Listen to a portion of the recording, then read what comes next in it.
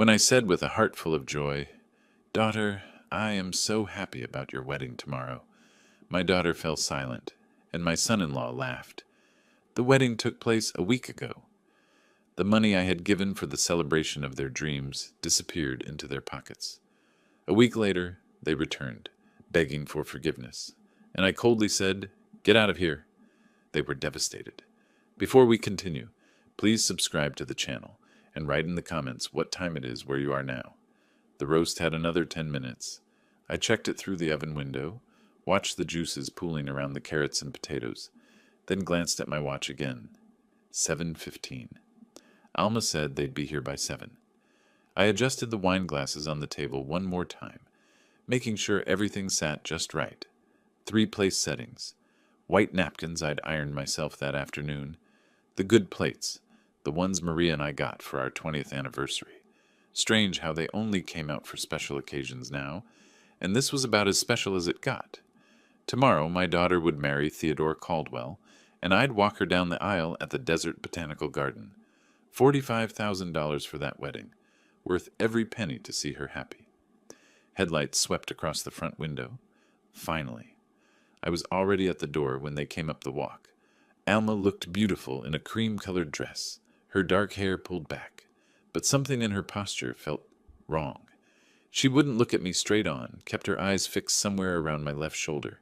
"Come in, come in!" I held the door wide, reaching to embrace her. She let me, but her body stayed rigid. "Traffic bad on the 101? "Not too terrible." Theodore's voice came from behind her. He strode past both of us into my living room like he owned the place, hands in his pockets, silk shirt catching the light. Never liked how he carried himself.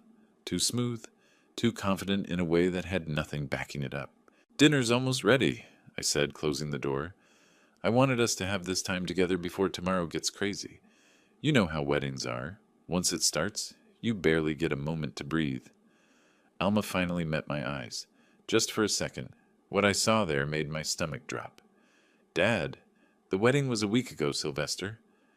Theodore examined his fingernails, casual as discussing the weather. "Small private ceremony in Sedona. We decided to keep it intimate. Just the two of us and an officiant." The words hit me like I'd grabbed a live wire. My hand was still on the doorknob. I couldn't seem to let go. "What did you say?" "Last Tuesday." He checked his phone screen, scrolled through something. "Beautiful sunset ceremony at Cathedral Rock. Very spiritual. Much better than some crowded event with 100 people we barely know." "But My voice sounded far away, like someone else was using it. "I gave you $45,000. For the wedding. For tomorrow." Alma twisted the ring on her left hand. New ring. Gold band with small diamonds. "When did she get that? How did I miss it?" "We made different choices with the funds." Theodore finally looked at me, and his eyes held nothing. No warmth, no apology, not even the decency of discomfort. "Use the money for our honeymoon in Maui instead. 3 weeks at the Grand Wailea. Better investment in our future together, if you think about it. We're building our own life now. Time to be independent." Independent. The word tasted bitter. My hands found the back of the nearest dining chair, gripped hard enough that my knuckles went white.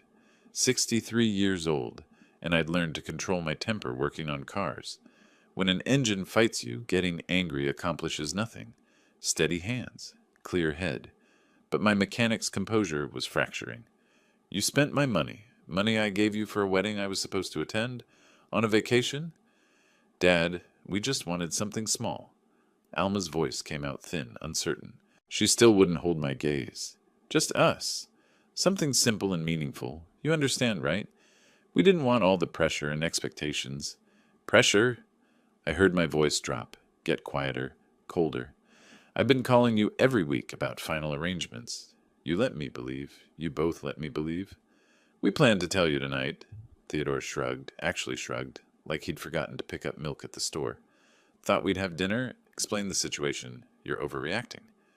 The oven timer started beeping in the kitchen. None of us moved. "Get out." Alma blinked. "Dad, get out of my house." I released the chair and stood straight, looked directly at Theodore. His smirk faltered for just a moment.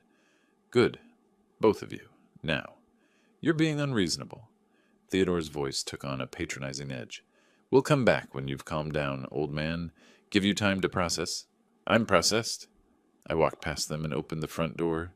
The July evening heat rushed in, thick and suffocating. Leave. Alma moved first, hurrying toward the door with her head down. She paused at the threshold, opened her mouth like she wanted to say something. I waited. She closed her mouth and walked out. Theodore took his time, checking his phone again as he strolled toward me. This is childish, Sylvester. We're family now. You'll get over it. I said nothing, just stood there holding the door until he finally walked through it. I watched them get into Theodore's Tesla, watched the headlights snap on, watched them back out of my driveway and disappear down the street. Then I closed the door, locked it.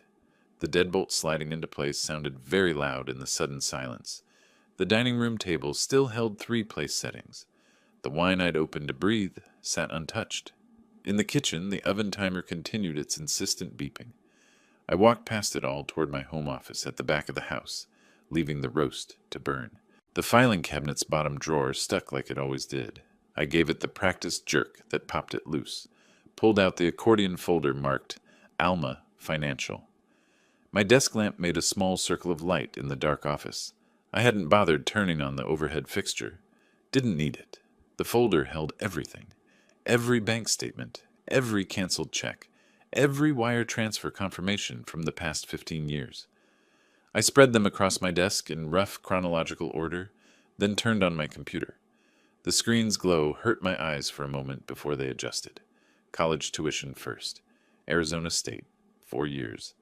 I pulled out the bursar's office statements, the semester payment confirmations, $28,000 for in-state tuition, room and board, books and supplies, study abroad program to Spain her junior year.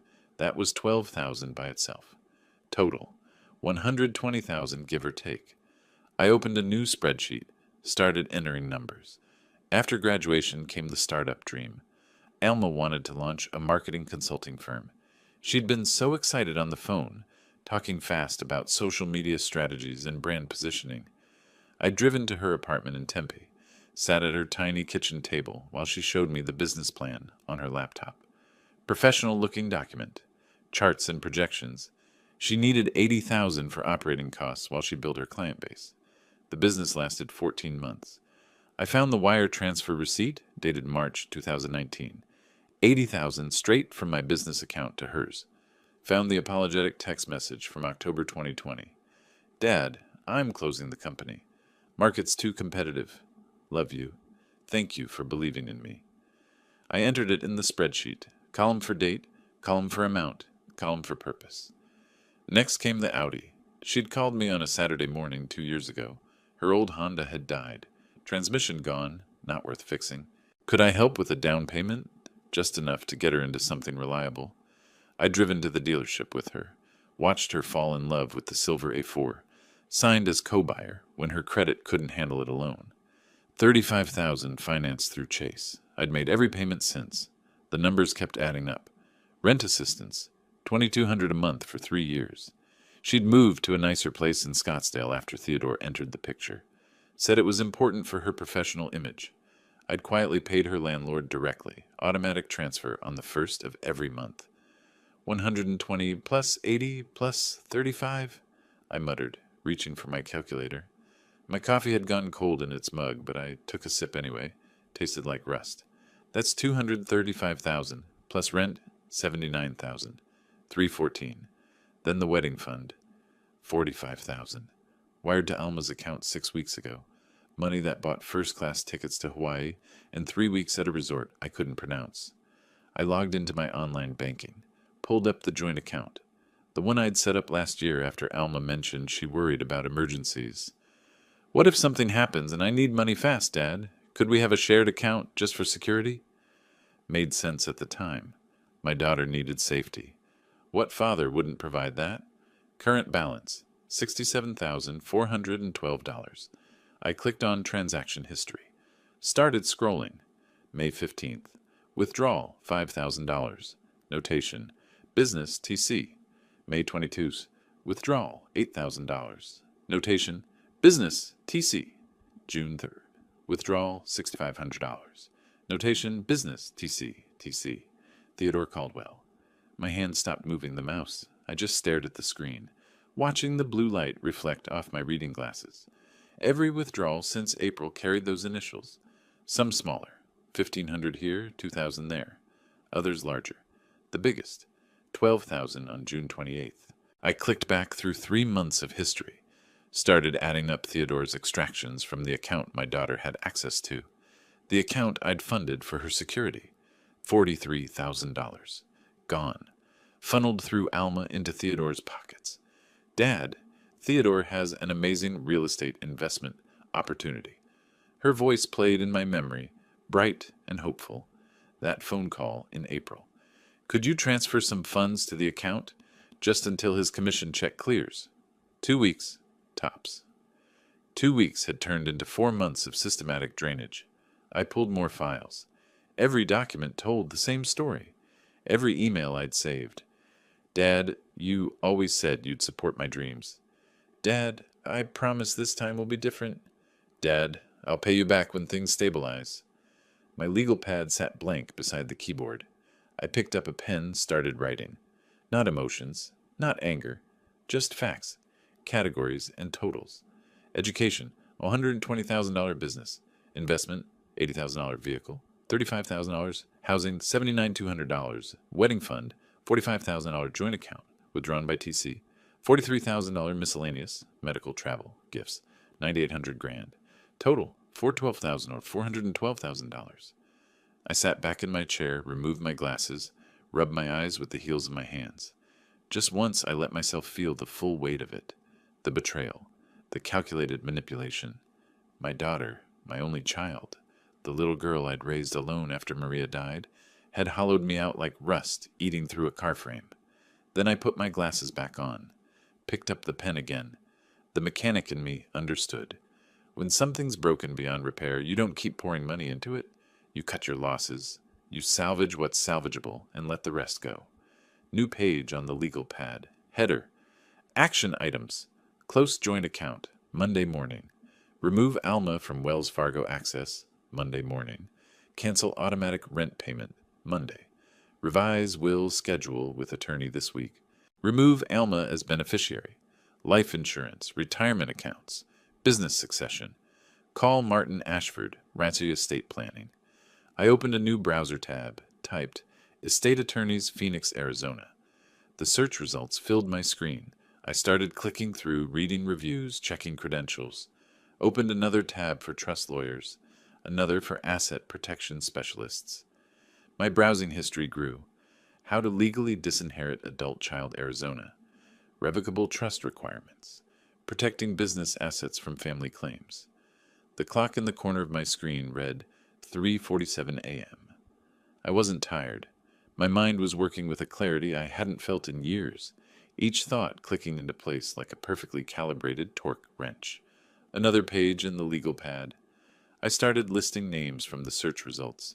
Firms that specialized in family law, estate planning, asset protection. Next to each name, I wrote the earliest appointment time their websites listed. My phone sat dark on the desk. No calls from Alma. No apologetic texts. No, Dad, can we talk? She'd made her choice. Chosen Theodore. Chosen the money. Chosen to let her father believe in a wedding that never happened, while she drained his accounts behind his back. I pulled up my email, started composing drafts. Subject lines only, to be finished in the morning when business hours started. Joint account closure request. Beneficiary change forms. Urgent estate planning consultation. Through the window behind my computer, the sky had started shifting from black to deep purple. Dawn coming. Phoenix waking up. The bank on Camelback Road opened at 8. I had 4 hours to shower, dress, organize my documents.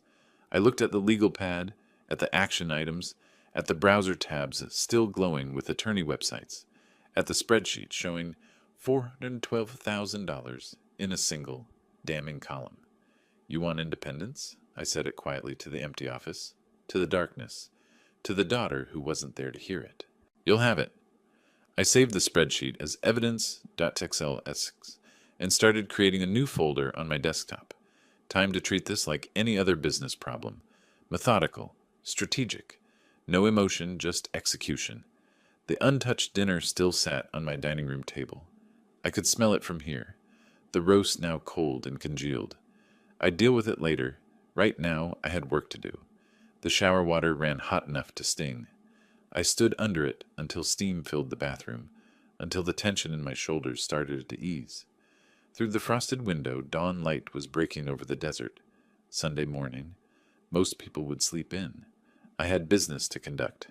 I toweled off, dressed in the clothes I'd laid out the night before. Pressed gray slacks, white button-down shirt, the leather belt Maria bought me 15 years ago. When you're about to dismantle someone's life, you dress for it. The dining room table still held last night's disaster. Congealed roast, cold potatoes, the wine I'd never opened. I scraped everything into the trash bag, listening to the solid thunk of wasted food hitting the bottom. Ran the dishes under water, loaded the dishwasher.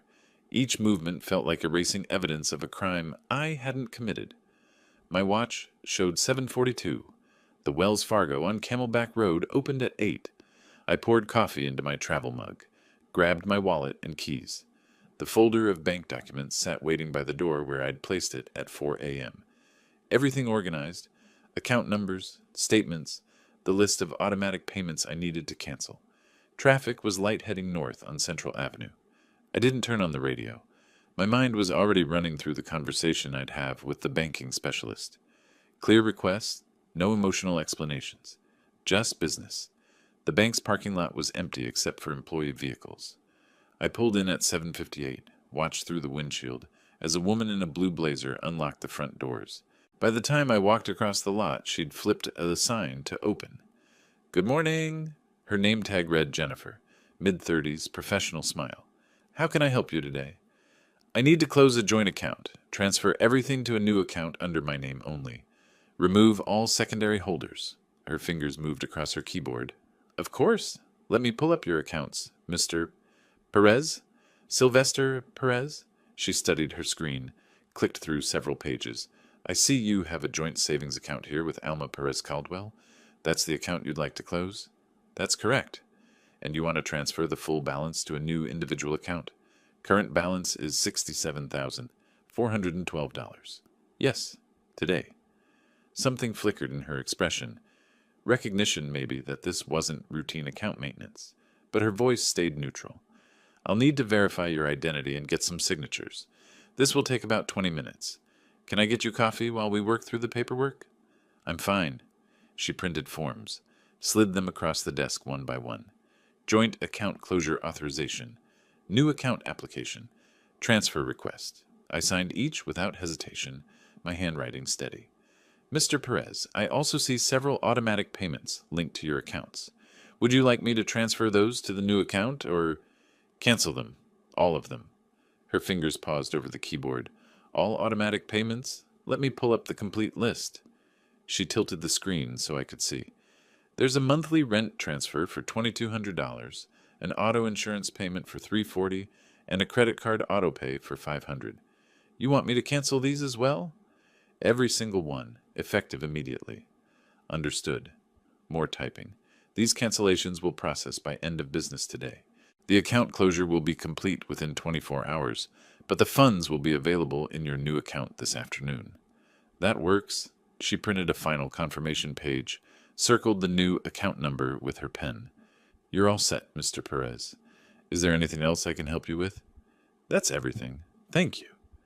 Outside, the Phoenix heat was already building. I sat in my truck for a moment, the folder of bank documents on the passenger seat now stamped with processing dates and confirmation numbers. First move complete. Martin Ashford's law office was 15 minutes away in a converted Victorian on 3rd Street. I'd used him for business contracts and lease agreements for the past decade. Solid attorney, discreet. I parked under a jacaranda tree and walked up the front steps. The receptionist recognized me immediately. "Mr. Perez, do you have an appointment this morning?" "No, but I need to see Martin. It's urgent." She glanced at her computer screen, picked up the phone, murmured something I couldn't hear. "He's just finishing with another client. He can see you in about 10 minutes if you'd like to wait." "I'll wait." I sat in one of the leather chairs, looked at the framed diplomas on the wall. University of Arizona Law School. Arizona Bar Association. 23 years of practice. The kind of experience I needed. Martin emerged from his office with another client, shook the man's hand, then turned to me. Sylvester, come on in. Everything okay with the shops? The shops are fine. This is personal. His office had floor-to-ceiling bookshelves lined with legal volumes. He gestured to the chair across from his desk, settled into his own. What's going on? I need to create an irrevocable trust. Everything I own goes to charity when I die. My daughter receives nothing. The words landed like stones in still water. Martin leaned back, studied my face. Sylvester, that's quite a significant decision. Are you certain? These trusts can't be undone once executed. Perhaps a revocable trust would give you more flexibility if circumstances change. Irrevocable. I want it locked down. No way to change it. No way for anyone to contest it. Can you do that? He was quiet for a long moment. Then, can you tell me what happened? I gave him the essentials. The wedding that wasn't. The $45,000 spent on a honeymoon. The joint account systematically drained by Theodore. The decades of support, with nothing to show but empty accounts and emptier promises. Martin made notes on his legal pad, his expression shifting from surprise to understanding. In Arizona, you have complete freedom to dispose of your estate as you choose. No forced heirship laws. But Sylvester, family members can sometimes challenge on grounds of undue influence or diminished capacity. Then make it challenge-proof. That's why I'm hiring you. I can do that. He pulled out a fresh intake form. Let's start with your assets. You mentioned 3 auto shops. Perez Auto Care, 3 locations in Phoenix. Total value approximately $2.1 million. Then there's my house, worth about $580,000. His pen scratched across paper. Retirement accounts, life insurance. 401k worth $400,000. Life insurance policy $250,000. All currently list Alma as beneficiary. I need that changed. We'll handle that separately from the trust. Beneficiary designation changes are straightforward. He looked up. Have you thought about which charity you want as the trust beneficiary? Something related to mechanic vocational education, kids who want to learn a trade but can't afford school. I'll leave the specifics to you. I know several established foundations in that area. I'll draft the trust with a charitable purpose clause. He made more notes. This will take time to do properly. Asset appraisals, foundation selection, document preparation. I'm looking at 2 to 3 weeks minimum. Whatever it takes. Get started today. I will. Martin set down his pen, met my eyes. Sylvester, I have to ask. Is there any chance of reconciliation? Sometimes family rifts. No chance. He nodded slowly. Then I'll make this ironclad. Give me 3 weeks. Back in my truck, I sat with the engine running and the AC blasting. The folder from Martin sat on top of the bank folder. My phone sat silent in the cup holder. No calls from Alma yet. The account changes wouldn't hit her radar until she tried to access the money. I pulled out of the parking lot and headed toward my flagship shop on Indian School Road. Sunday was usually quiet, but Marcus would be there handling the emergency calls. Life continued. Work continued. Everything had changed, but nothing about my daily routine needed to shift. Not yet, anyway. The transmission on the F-150 had been grinding since Tuesday. I'd promised the owner I'd have it diagnosed by Monday morning. Now it was Monday morning, and I was elbow-deep in the bell housing, transmission fluid staining my hands black. This was the work that made sense. Input, shaft worn, replace it. Output bearing shot, swap it out. Every problem had a solution you could see, touch, fix. Not like families. Not like daughters who cut you out of their lives while draining your wallet. My phone buzzed in my shirt pocket. I ignored it. Adjusted the transmission jack. Checked the alignment one more time. The phone buzzed again, then again. I wiped my hands on a red shop rag. Pulled out the phone. Alma's name filled the screen. 7 missed calls. I stared at it. Felt my jaw tighten. Let it ring one more time. 2. Then I answered. Dad, what's going on? Her voice came through sharp, irritated. Not apologetic. Not remorseful. Annoyed. I tried to use the card and it says the account is closed. Is there some kind of mistake? Can you call the bank? There's no mistake, Alma. Silence on her end. Then, what do you mean there's no mistake? Dad, I need that account. I tried 3 different ATMs. I closed the account. You. What? When? Why would you do that without telling me? I set down the wrench I'd been holding, looked at the transmission suspended on the jack, waiting for me to finish the job. You're an adult now, 34 years old, married, time to be independent. What are you talking about? You can't just... Dad, rent is due today. We don't have enough in our account to cover everything this month. You always helped with... We had an arrangement. We had a lot of arrangements. You arranged to get married without me. I'm arranging my finances without you. Seems fair. Dad, please don't do this. I know you're upset about the wedding, but this is... Her voice cracked. Now the tears started. Right on schedule. This is too much. You're punishing me for... Give me that phone. Theodore's voice, distant, then suddenly close. Listen, old man, you can't cut off your daughter like this. We'll sue you for financial elder abuse in reverse. We had a reasonable expectation of continued support. My attorney says we have grounds. You had reasonable expectation of attending your own wedding. Life is full of disappointments. I ended the call, set the phone face down on my workbench, picked up my wrench and returned to the transmission. It buzzed 3 more times in the next hour. I didn't look at it. By noon, my phone showed 14 missed calls, voicemails piling up, text messages appearing one after another. I finished with the F-150, moved to a Honda with a timing belt issue, let Marcus handle the customer calls, focused on the work. Around 6, I finally listened to the voicemails. Alma's voice progressing from angry to desperate. Dad, please, just call me back. We can work this out. I'm sorry, okay? Just please pick up. Theodore's voice, trying to sound legally authoritative. Sylvester, this is harassment. Cutting off your daughter financially without warning. My attorney says we have grounds to pursue this in court. Call me back so we can resolve this reasonably. Neither of them had attorneys. I'd run a business long enough to know what real legal threats sounded like. This was posturing. I drove home as the sun set orange and purple over the desert, made myself a sandwich, ate it standing at the kitchen counter, opened my laptop at the dining table, and pulled up the documents Martin had emailed that afternoon. Trust framework, asset evaluation forms, foundation options for the charitable beneficiary. My phone lit up again, text from Alma. Dad, I'm coming over. We need to talk face to face. I didn't respond. Closed the laptop, carried it to my office. Settled in at my desk with Martin's paperwork spread out in front of me. Started reading through the trust language, making notes in the margins. The knock came just after 7:30. Loud, insistent. Dad, Dad, I know you're home. Alma's voice carried through the front door. Your truck is in the driveway. Please, just open up. I stayed in my office chair, didn't move toward the door. Through the window, I could see their shapes on my front porch.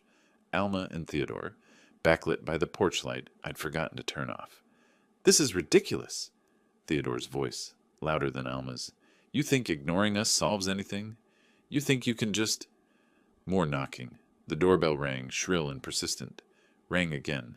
Alma's voice rose higher. 5 minutes. That's all I'm asking. 5 minutes to talk, please. I marked a clause in the trust document that needed clarification, made a note to ask Martin about the Foundation's oversight requirements. The knocking continued. Theodore's voice grew angrier, but I couldn't make out the specific words anymore. Just noise, just static. They stayed for an hour, maybe longer. I reviewed the entire trust draft, started compiling questions for Martin. Through the window, I watched Theodore pace on my porch, phone pressed to his ear. Alma sat on my front steps, head in her hands. Finally, their voices faded. Car doors slammed. Engines started. I waited until I heard them pull away before I stood and walked to my front door. A crumpled piece of paper was jammed under the doormat. I pulled it out, smoothed it flat under the porch light. Theodore's handwriting sharp and angry. You're making a mistake. We'll pursue legal action for financial elder abuse and intentional infliction of emotional distress. You've left us no choice. Below it, in Alma's rounder script, Dad, please, I love you. I'm sorry about the wedding, but you're scaring me. This isn't like you. Can we please just talk? Please? I folded the note once, twice, walked it to the recycling bin in my garage, dropped it in. My phone rang as I walked back inside. Alma again. I silenced it without looking at the screen. Locked the front door, checked the back door, made sure every window was secured. In my office, the trust documents waited. I sat back down, picked up my pen, continued reading where I'd left off. The house was quiet now, just me and the paperwork and the sound of the AC cycling on and off. Outside, Phoenix settled into its summer night, dry and hot and utterly indifferent to the small human dramas playing out in its scattered homes. I worked until midnight, making notes, asking questions, building the legal fortress that would stand long after I was gone. When I finally went to bed, my phone showed 29 missed calls. I plugged it in to charge, set it face down on the nightstand, and closed my eyes. Tomorrow I'd go back to the shop, fix more transmissions, diagnose more electrical problems, keep my business running the way I'd run it for 3 decades. Alma and Theodore could pound on doors and leave notes and call attorneys who didn't exist. I had work to do. Martin's office looked different on Saturday morning, quieter. No receptionist at the desk, just the attorney and me reviewing trust documents spread across his conference table.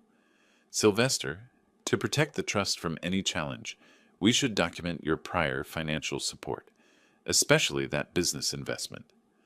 Martin tapped his pen against the legal pad. Do you have records? Every bank statement, every wire transfer, $80,000 into her startup. Good. I'd recommend hiring a forensic accountant to analyze where that money actually went. Creates an unimpeachable paper trail if anyone questions your motivations. I leaned back in my chair. You think they'll challenge? Theodore strikes me as the type who'll try everything. Better to have answers before questions get asked.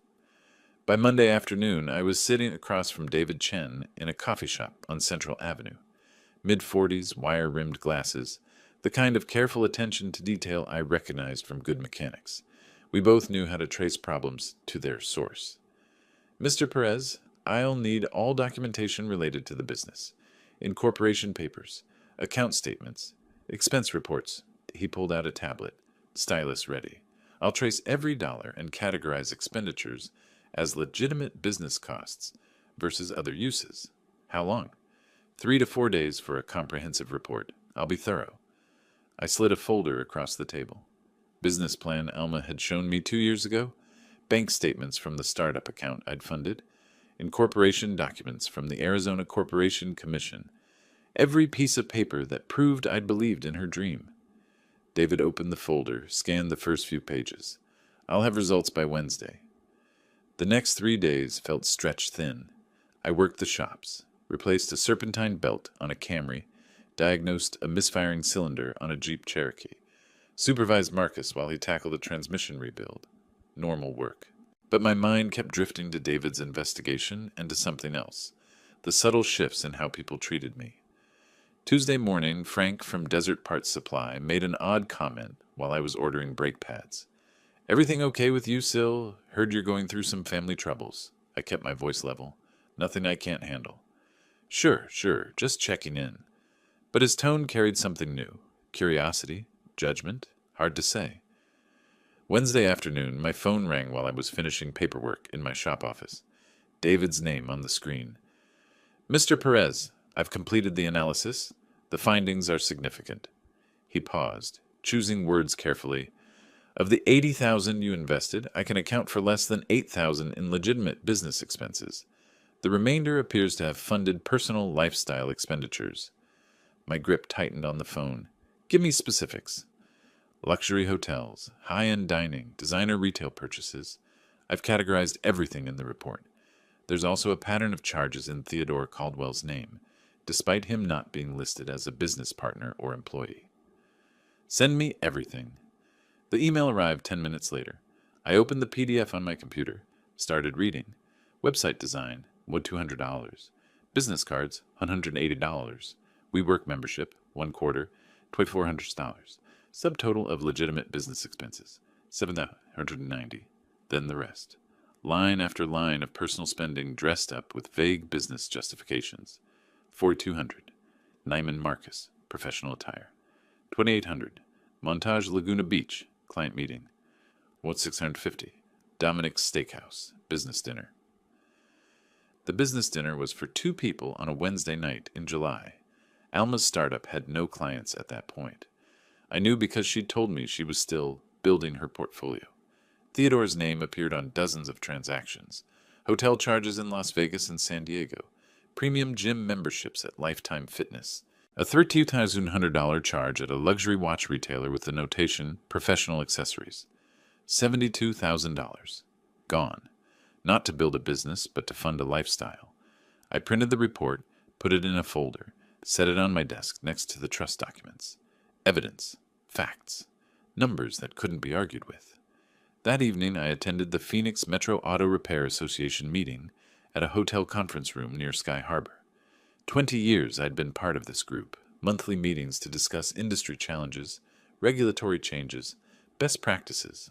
I knew everyone, but tonight felt different. I walked in and conversation near the door paused, resumed a beat too late.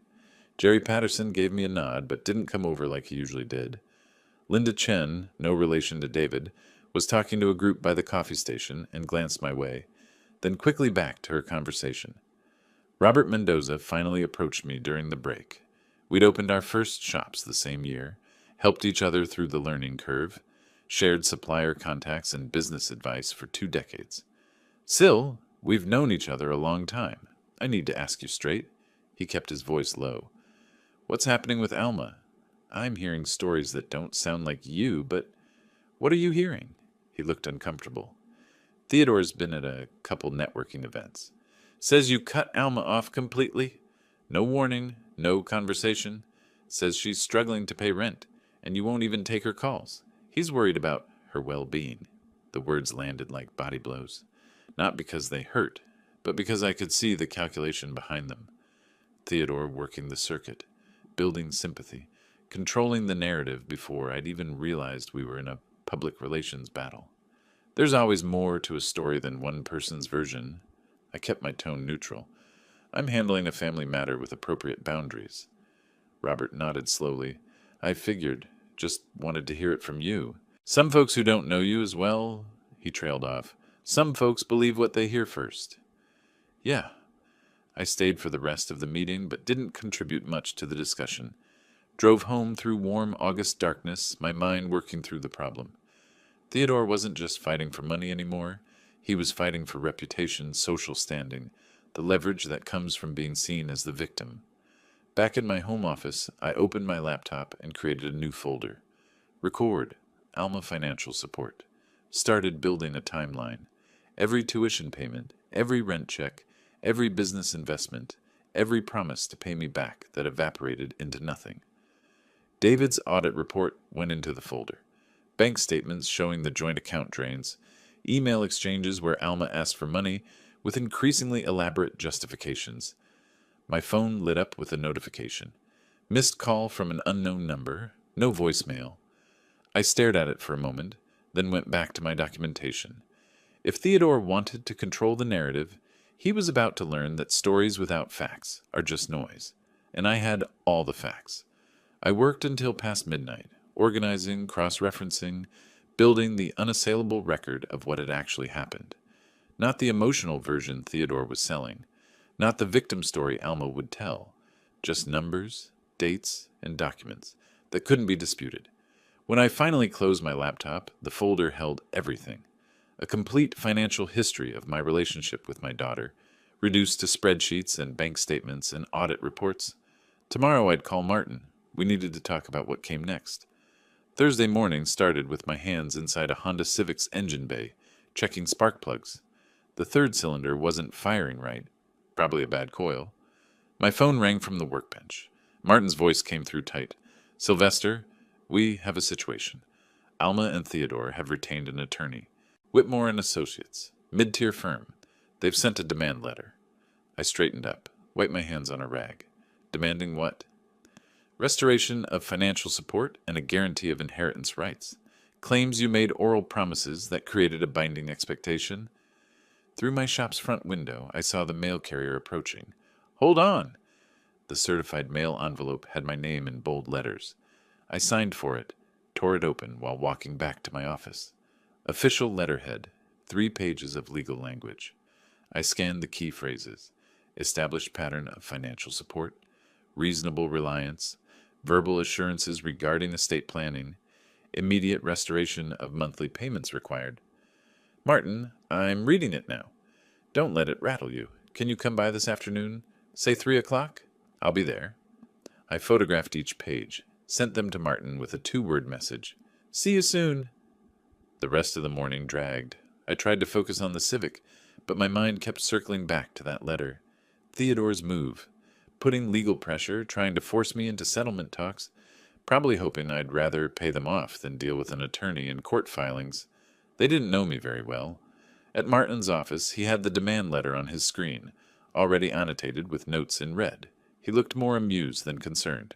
Sylvester, can they actually force me to— No, absolutely not. He leaned back in his chair.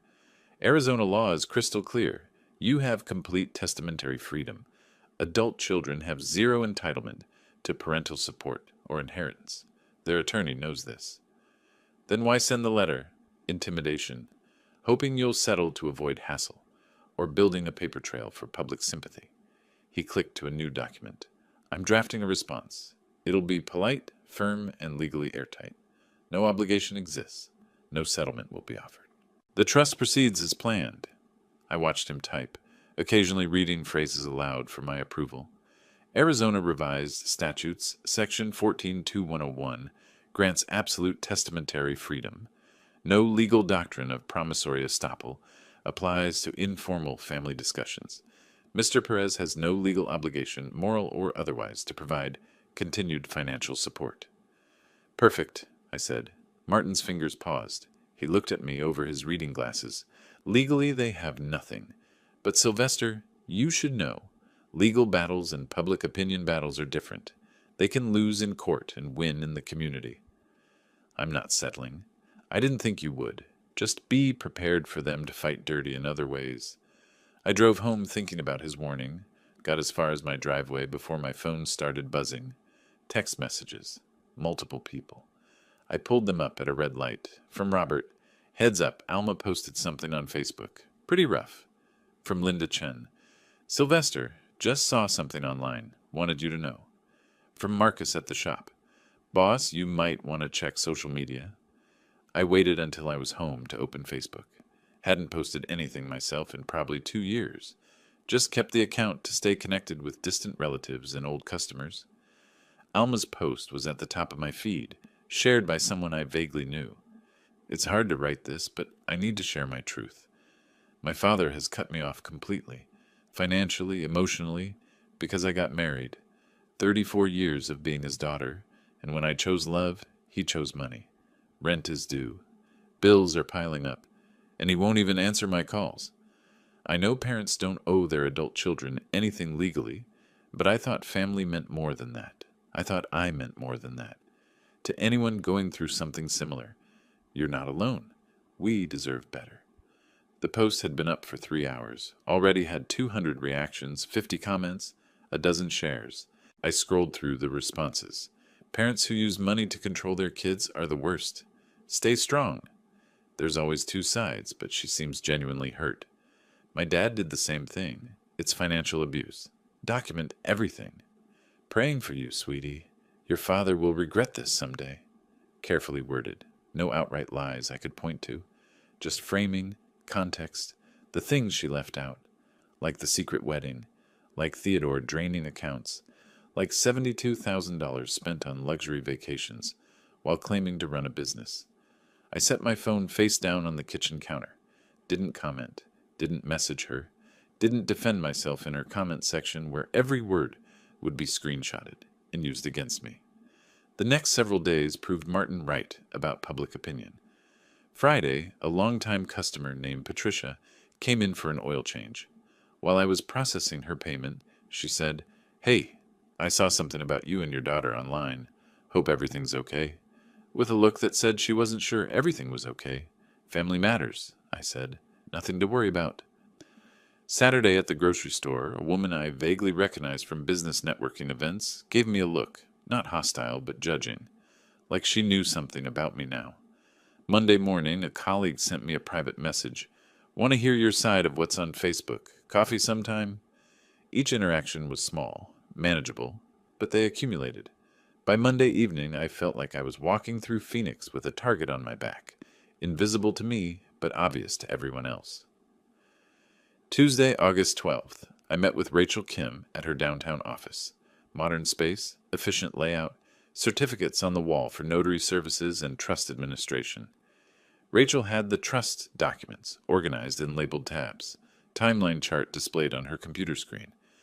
Mr. Perez, I've reviewed all the documentation from Martin. The trust structure is solid. She moved through each asset with practice speed. 3 auto shops valued collectively at $2.1 million, residential property at $580,000, retirement accounts at $400,000, life insurance at $250,000, total estate $2.68 million. Beneficiary, Arizona Mechanical Skills Foundation to be established. No named heirs. She looked up. I can have final documents ready for signature by next Tuesday, August 19th. That's fast. I understand there's some urgency. Her voice stayed professional, but her eyes showed she'd picked up on the pressure. Once you sign, the trust becomes irrevocable. Your daughter will have no legal claim to any assets, current or future. Good. That's exactly what I want. She walked me through the signature requirements, notarization process, filing procedures.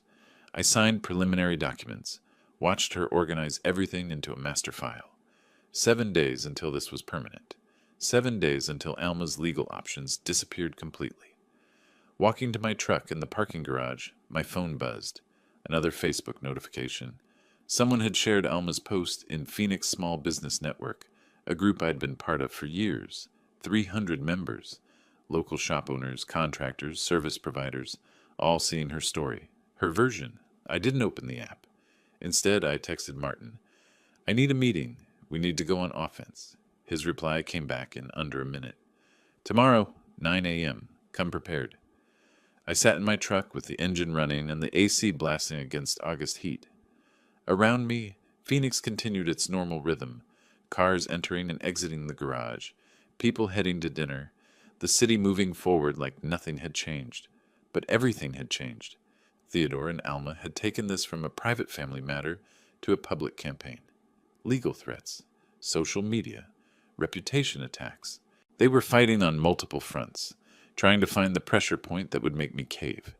They'd find out tomorrow that pressure works both ways, and I had something they didn't. Facts. I pulled out of the parking garage and headed home. Tomorrow morning, Martin and I would plan the counterattack. I had David's audit report. I had bank records. I had evidence of every lie and every manipulation. 7 days until the trust was final. 7 days until their options ran out. I just had to hold the line until then. The question was whether they'd let me. Martin's conference room had a whiteboard covered in notes by the time I arrived Wednesday morning. Strategy flowcharts, timeline markers, legal precedents. The leather folder under my arm held David Chen's audit report and a USB drive with every bank statement I'd kept for 15 years. Sylvester, Theodore's rumor campaign has given you something valuable. People are paying attention. Martin gestured to the whiteboard. When you respond, you need to respond with overwhelming evidence. We're not defending. We're presenting facts that make defense unnecessary. What exactly do you need from me? Everything. Every payment, every broken promise, every documented request for money. Email, text, bank records. We build a timeline that shows pattern, not isolated incidents.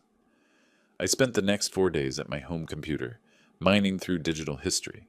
Years of correspondence with Alma, preserved in my email archive.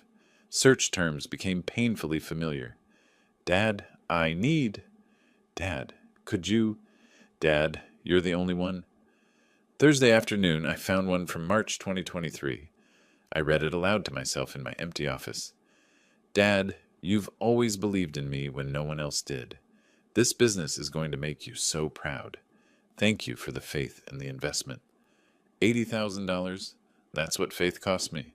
I screenshot each message, organized them by year and category, education, housing, business, personal expenses. Each folder told a story of dependency, of promises made and broken, of gratitude that lasted exactly as long as the money did. Friday afternoon, I made a call I'd been avoiding. Directory assistants connected me to Desert Rose Wedding Planning in Sedona. This is Monica Rodriguez. How can I help you? Ms. Rodriguez, I'm Sylvester Perez, Alma's father. I paid for my daughter's wedding in July, but I'm reconciling my financial records. Could you confirm the invoice total? Brief pause. Then her voice shifted, warmer. Oh, Mr. Perez, the ceremony was beautiful. Let me pull up the file. Yes, total came to $12,000. Venue, catering for 20 guests. Florals, officiant. 12,000. I provided 45,000. Do you know what happened to the remaining 33? Typically with deposits, if the actual costs are less, we refund the difference to the couple. I believe we issued a check to Ms. Perez and Mr. Caldwell for the balance. $33,000. Refunded to them. I thanked Monica professionally, hung up and opened my credit card statements. Found the Hawaii resort charges 3 days after the wedding. Grand Wailea Resort, premium ocean view suite, spa treatments, private beach cabana rentals, fine dining, total, $33,647. My wedding money spent on their honeymoon while I waited at home believing the ceremony was still a day away. Saturday morning, Martin called. My paralegal found something you should see. Can you come by Monday? In his office Monday afternoon, he spread credit reports across his desk. Legal access, information I had rights to review, due to accounts I'd previously co-signed with Alma. Theodore Caldwell's financial profile, Martin said, highlighting sections. Chase card, $14,200. American Express, $11,800. Discover, $8,900. Capital One, $12,100. $47,000 in credit card debt. Long before he met Alma, Theodore Caldwell has a consistent pattern. Expensive tastes, insufficient income, mounting debt. Then suddenly, 18 months ago, his financial stress eases slightly. Why? I knew the answer. Because he found a new income source, my daughter, and through her, me. Martin pulled out another document. Look at the dates on these charges. Many coincide with periods when Theodore was supposedly investing in business opportunities through your joint account. I took the reports home, spread them across my desk with everything else. Bank statements, email correspondence, audit results, credit reports, wedding invoices. Then I built a timeline. December 2023, Theodore appears in Alma's Facebook photos. January 2024, first unexplained withdrawal from joint account, $4,800 for business consulting. March 2024, I invest $80,000 in Alma's startup. April-July 2024, steady drainage of joint account. Theodore's name on transactions. His credit card balances stabilize slightly. July 2024, secret wedding in Sedona. Honeymoon funded with my wedding money. It's not random, I said to my empty office. It's organized. He'd planned this from the beginning. Identified a target, a woman whose father had money and a history of financial generosity. Isolated her gradually. Orchestrated the wedding exclusion to sever my connection while maximizing the financial extraction. Classic predator behavior, but applied to family relationships instead of stranger scams. I assembled 3 identical evidence binders. Blue folders for bank statements, green for email correspondence, red for business investment records, yellow for wedding expenses. Each binder had an index, page numbers, timeline summary up front. This wasn't emotional venting. This was a prosecutorial brief. 1 binder for me, 1 for Martin, 1 backup in my safe deposit box at the bank. Monday evening, my phone rang. Martin. Sylvester, I got a call from a colleague. Theodore and Alma bought tickets to the Business Leaders Gala on Friday the 23rd. They're going to be there. My hand tightened on the phone. That's my event. I've been a sponsor for 15 years. Exactly. They're trying to corner you in public. Probably force some kind of reconciliation scene where you look like the villain if you refuse. I looked at the evidence binders on my desk. Thought about 3 weeks of rumors, social media attacks, legal threats. Thought about Theodore spreading lies while I stayed silent. What do you think I should do? That depends. Are you ready to go public with everything we've compiled? The question hung in the air. Was I ready? ready to expose my daughter's betrayal in front of 200 business leaders, ready to end any possibility of reconciliation forever. I thought about the wedding I'd funded but never attended, the startup that funded luxury vacations, the joint account systematically drained while Theodore pretended to be investing in his future, the Facebook post painting me as a cruel father, the demand letter threatening legal action for daring to protect my own assets. Yes, I said. Yes, I am. Then we'll need to coordinate with the hotel's AV team. If you're going to tell the truth, let's make sure everyone sees the proof. After we hung up, I sat at my desk looking at the binders. Tomorrow I'd sign the trust, make the disinheritance permanent and irrevocable. Friday I'd face Theodore and Alma in public with my community as witness.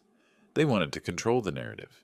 They were about to learn that stories without facts are just noise, and I had all the facts. Rachel Kim's office was quiet Tuesday morning, just the two of us and her paralegal witnesses at the conference table. The trust documents sat in 3 neat stacks, original and copies, tabs marking signature pages. Mr. Perez, with these signatures, the Sylvester Perez Irrevocable Trust is now fully executed and filed.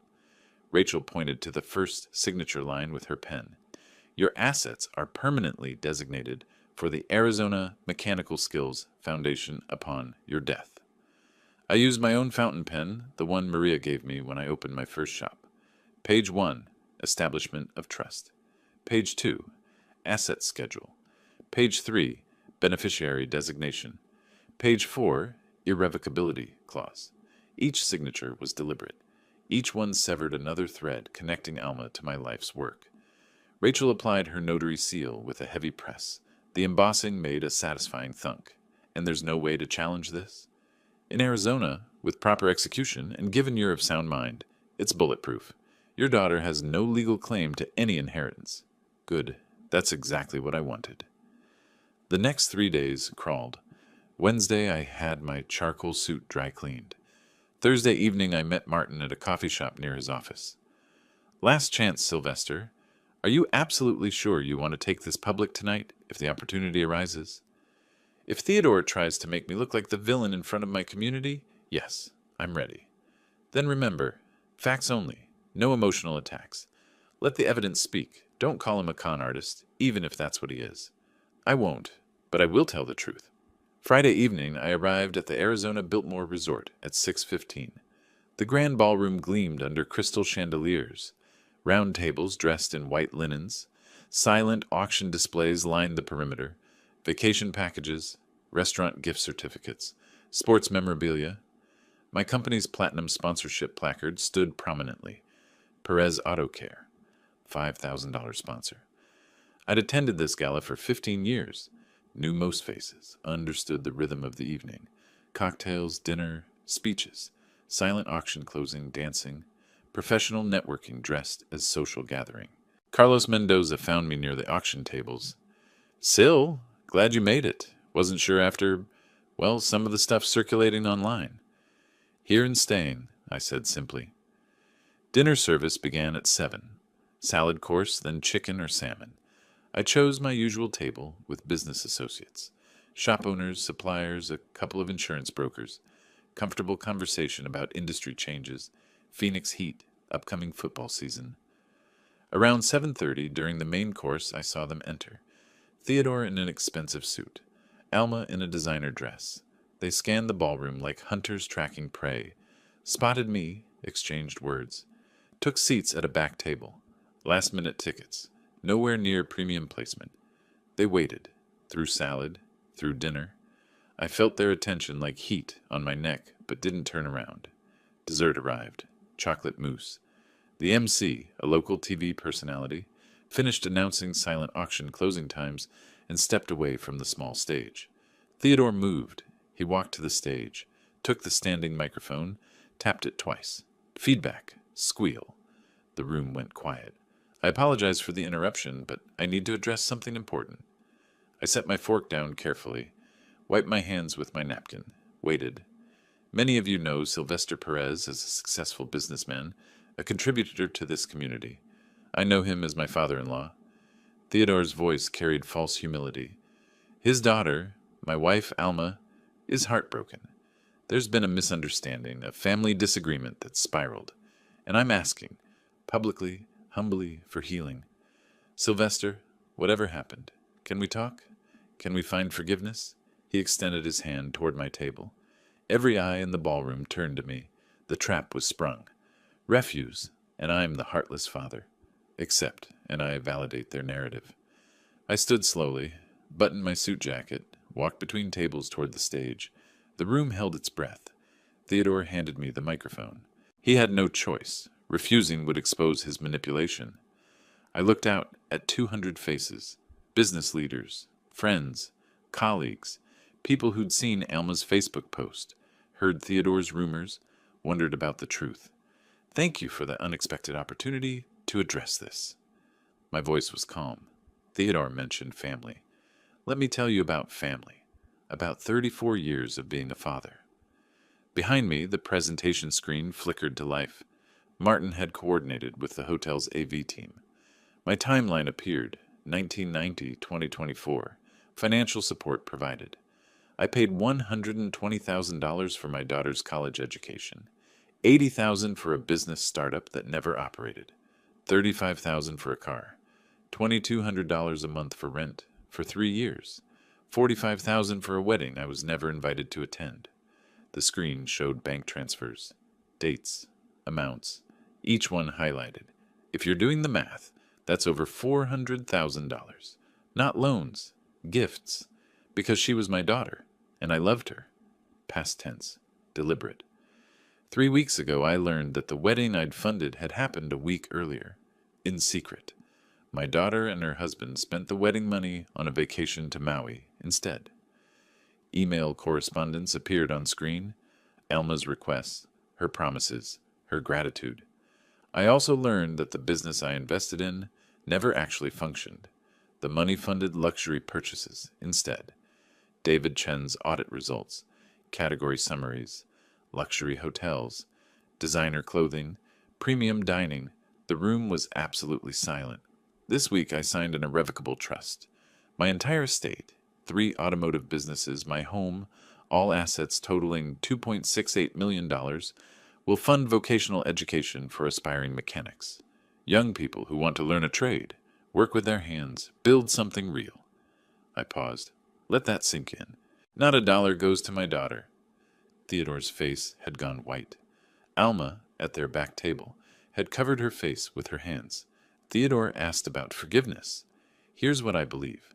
Family is built on respect, not just blood, and respect requires honesty. My daughter and her husband have neither respected nor been honest with me.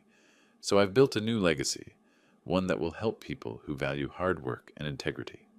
I set the microphone back on its stand. Thank you for listening. Now let's get back to the reason we're here tonight, supporting this community. The applause started with one person, then spread. Within seconds, the entire ballroom was standing, clapping. Not polite acknowledgement, genuine sustained applause. I walked back to my table. Didn't look at Theodore frozen on stage. Didn't watch as Alma and Theodore moved toward the exit, as guests turned to observe their departure, as they left the ballroom in complete silence. Martin, 3 tables away, caught my eye, nodded once. My table mate leaned close. Sylvester? I had no idea. After seeing that Facebook post, I wondered. But this is completely different. There's always 2 sides, I said. I just wanted people to know mine. My phone vibrated in my pocket. Probably Alma, probably Theodore, maybe both. I didn't reach for it. The reckoning was complete. The carburetor rebuild required patience, tiny jets, precise adjustments, the satisfaction of restoring function to something broken. I was under the hood of a '67 Mustang, hands deep in its engine bay, when Eddie appeared at my elbow. Boss, your daughter's here. His voice carried careful neutrality. Outside, in the parking lot, with her husband. They're asking for you. My jaw tightened. I set down the socket wrench, wiped my hands on a shop rag. Through the bay door, I could see their car, unwashed. Theodore's expensive suit visible through the windshield, looking rumpled even from this distance. I'm leaving for the day, Eddie. Personal matter. Can you handle things here? Of course. He paused. You all right? I will be. I removed my work apron, grabbed my keys, walked out the back exit, drove home using the route that avoided passing them. This wouldn't happen at my shop, not in front of my employees, not on my professional ground, my territory, my terms. When I arrived home 15 minutes later, their car occupied my driveway. I pulled into the garage, closed the door behind me, entered through the kitchen, moved through my house to the office with the front-facing window. They were already at my door, knocking. Alma's hand on the doorbell. When they heard my garage close, saw my truck, the knocking intensified. I stood at my office window and watched. "Dad, please! I know you're in there. Just 5 minutes. Please, I'm so sorry." Alma's voice carried through the glass, raw and desperate. Theodore paced on my porch. "Sylvester, we made mistakes. Terrible mistakes. But we can fix this. Just open the door." I didn't move, didn't respond, just observed from behind my window. They didn't leave. An hour passed. They sat on my porch steps, stood and knocked again. Alma's shoulders shook, crying. Theodore placed a hand on her back, the gesture automatic, not comforting. 2 hours.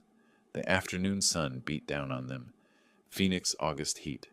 They moved to the shade of my porch overhang, but didn't retreat to their car. Theodore checked his phone repeatedly. Alma stared at my front door like she could will it open. 3 hours. A neighbor across the street glanced over while getting mail, quickly looked away. The scene was obvious. Someone being denied entry. Someone refusing to leave. "I'm your daughter, your only child. You can't cut me out forever. Please." Alma's voice cracked on the last word. 4 hours. The sun began its descent, shadows lengthening across the porch. Golden light, evening approaching. They'd been at my door since 2 o'clock. It was nearly 6. I made a decision, not to reconcile, to end this. I walked to the front door, hand steady on the deadbolt, turned it, opened the door. They scrambled to their feet. Both started talking immediately, words tumbling over each other. "Dad, I'm so sorry. I should have... If you'd just give us a chance to explain." Theodore convinced me that we needed... "Pay you back, every dollar, I promise." I stood in the doorway, didn't step forward, didn't invite them in, just occupied the threshold, the boundary between their world and mine. Wasn't thinking clearly, I was confused. "Set up a payment plan, whatever you want." Theodore's voice carried desperation that stripped away every ounce of his former arrogance. "Sylvester, I take full responsibility. This was my fault. I influenced Alma. I made bad decisions. But I'll make it right. I'll get another job. We'll pay you back. The wedding money, the startup investment, everything." Alma reached toward me. "Dad, I was manipulated. Theodore made everything seem reasonable at the time. The wedding, the money, all of it. I see that now. I was wrong to go along with it. But I'm still your daughter. That has to count for something." I let them speak. Maybe 30 seconds total. Their voices grew more frantic as my silence continued. Alma's mascara streaked her face. Theodore's expensive suit, probably the last one before repossession, hung wrinkled on his frame. Then I raised my hand. They stopped. Instant silence. "You chose your path without me." My voice was quiet, absolute. "Now live with it. Leave my property." "Dad, no! You can't! I'm sorry, please!" Alma reached for my arm. I stepped back. Her hand closed on empty air. Theodore's voice came out strangled. "Sylvester, please. We have nowhere else to... We're about to lose everything." The irony seemed lost on him. They'd already lost the most valuable thing. I said nothing more. Just looked at them. Really looked at them for what I knew would be the last time. Then I closed the door, not slammed it. Just closed it with normal pressure, maintaining eye contact until the wood blocked my view. The deadbolt slid home. Click. I stood in my entryway, hand still on the doorknob, and listened. Muffled voices outside. Alma sobbing. Theodore's low, defeated murmur. Footsteps descending porch stairs. I walked to my office window. Watched them return to their car. Alma collapsed into the passenger seat. Didn't close the door right away. Just sat there bent forward. Theodore walked around to the driver's side slowly, got in. They sat in the stationary car for several minutes, just sitting. Finally, the engine started. They backed out of my driveway, drove away down the street. I watched until their taillights disappeared around the corner. My phone rang. Martin's name on the screen. I answered. It's done. They came to your house? His voice carried concern but not surprise. They left. They won't be back. Are you okay? I stood in my office, looking at the empty driveway, the evening light painting my neighborhood in warm tones. For the first time in a month, since that dinner I'd prepared for 3, I felt something settle in my chest. I am. For the first time in a month, I actually am. After we hung up, I stood at the window a moment longer, not celebrating, not mourning, just acknowledging. It was finished, the reckoning complete, the boundary permanent, the consequences delivered. I turned away from the window and walked to my kitchen to make dinner. Sunday morning arrived quiet. I woke naturally. No alarm, no jolt of stress. Just Sunday. Last day of August. Made coffee in my kitchen, stood at the window watching morning light spread across the desert landscape beyond my backyard. The tension that had lived in my shoulders for weeks was gone. Not replaced by satisfaction or triumph, just absence of weight. My phone sat on the counter. Text from Martin confirming our 10 o'clock meeting. Report from Eddie about yesterday's shop operations. Nothing from Alma or Theodore. I showered, dressed in jeans and a polo shirt, Sunday casual. Drove to Martin's office on 3rd Street. He'd come in on a weekend just for this meeting. That said something about the man. Sylvester, good news, though not surprising. Whitmore and Associates sent withdrawal letter Friday. He slid a document across his desk. Their demand for restored financial support and inheritance guarantees is officially dropped. I scanned the legal language. Essentially, we have no case. We're done trying. Leave us alone. They finally realized they had no case. They never had a case. Martin smiled slightly. But sometimes people need to exhaust all options before accepting reality. He pulled out another set of papers. The Arizona Mechanical Skills Foundation is officially incorporated. Board of Directors includes 2 representatives from the local technical college, 1 from the State Automotive Trade Association, and an independent financial advisor. Upon your death, the foundation receives all trust assets and begins operations. When do scholarships start? First awards could be distributed as early as 6 months after the trust transfers. Students learning automotive technology, tool and equipment grants, apprenticeship stipends. I thought about young people learning a trade, working with their hands, building something real. That's good. That's real. Thank you for handling all of this, Martin. The trust, the foundation, everything. It's been my pleasure. He met my eyes. And Sylvester, you did the right thing. Not the easy thing, but the right thing. I shook his hand, took my copies of the documents, drove home, made a detour, drove past my flagship shop on Van Buren Street, the original location I'd opened in 1995. Parked across the street, engine idling, air conditioning fighting August heat. The building looked solid, professional. Perez Auto Care in bold letters across the front. 3 decades of work. 60 employees across 3 locations. Built from nothing. This would outlive me. Fund education for the next generation. That mattered more than blood inheritance. I pulled away after 5 minutes. Continued home. Spent the afternoon on my back patio. The shade cover and fan made the heat bearable. Desert landscape stretched beyond my property line. Saguaro cacti, rocky hills, endless sky. I sat in a comfortable chair with a book I'd been meaning to read, but mostly just looked at the view. My neighbor Tom called over the fence. Beautiful day, isn't it? It is. Quiet. How's the auto business? Solid. I set down my book. Actually, my grandson Jerry, he's finishing high school next year, thinking about technical training. You still take apprentices? Always. Have him call me when he's ready. Will do. Enjoy your evening. Normal conversation. Ordinary life. No crisis, no battle, no strategy. Just a Sunday afternoon. Around 6, I went inside to make dinner. Grilled chicken, salad. Simple. My phone rang while I was turning the chicken in the pan. Caller ID. Alma. I looked at it. Let it ring. The chicken needed attention. The phone kept ringing. She'd leave a voicemail. Or she wouldn't. Either way, I wasn't answering. After it went to voicemail, I set down my spatula. Picked up the phone. Stared at her name on the screen. Her photo I'd never bothered to change. Held the power button. Slide to power off appeared. I slid it. The screen went dark. Not just silenced. Not just ignored. Off. I set the phone back on the counter and finished making dinner. Ate on the patio as the sun began its descent. Phoenix sunsets were spectacular, oranges bleeding into purples, deep pinks painting the clouds. The desert sky put on its evening show, indifferent to human drama below. My phone sat on the patio table beside my iced tea. Dark, silent. I didn't miss it. 30 years I'd been building my business. 34 years I'd been Elma's father. One of those things would continue mattering. The other had run its course. I thought about Martin's question. What's next? Maybe I'd travel. Never been to the Grand Canyon despite living in Arizona my whole life. Maybe I'd expand the business. There was interest in a fourth location in Tempe. Maybe I'd even date again someday.